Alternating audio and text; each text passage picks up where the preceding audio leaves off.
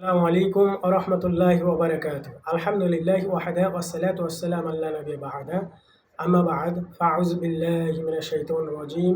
বিসমিল্লাহির রাহমানির রহিম। লা তাকনাতু মির রাহমাতিল্লাহ। সমস্ত প্রশংসা আল্লাহ তাআলার জন্য, যে মহান আল্লাহ পাক রব্বুল আলামিন আপনাকে আমাকে আল্লাহ পাকের অশেষ রহমতে থেকে কোরআন থেকে একটি আয়াত শোনার তৌফিক দান করলেন, এজন্য আলহামদুলিল্লাহ। সম্মানিত দিনী ভাই, হুজুরে পাক সাল্লাল্লাহু আলাইহি সাল্লামের ওপর দরুদ পাঠ করি, সাল্লাল্লাহু আলাইহি ওয়াসাল্লাম। আমি আগামীকাল সরাসরি লাইভে আসবো ইনশাআল্লাহ। আমি চাই আপনারা উপস্থিত থাকবেন এবং আমার কথাগুলো শুনবেন। যে কথাগুলো একান্ত গুরুত্বপূর্ণ বিষয়, যে কথাগুলো আমি আপনাদের সঙ্গে শেয়ার করবো ইনশাআল্লাহ।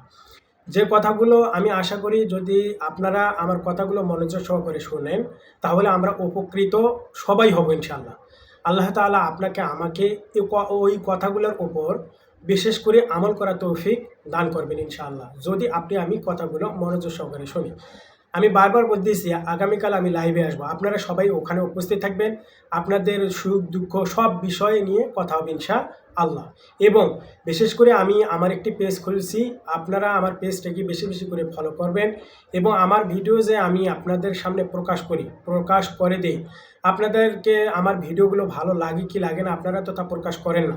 এই বিষয়েও ইনশাআল্লাহ আগামীকাল কথা হবে। আগামীকাল আমি সকাল অর্থাৎ দুপুরের পর 2টার পর আমি লাইভে আসবো। আপনারা সকলে উপস্থিত থাকবেন ইনশাআল্লাহ।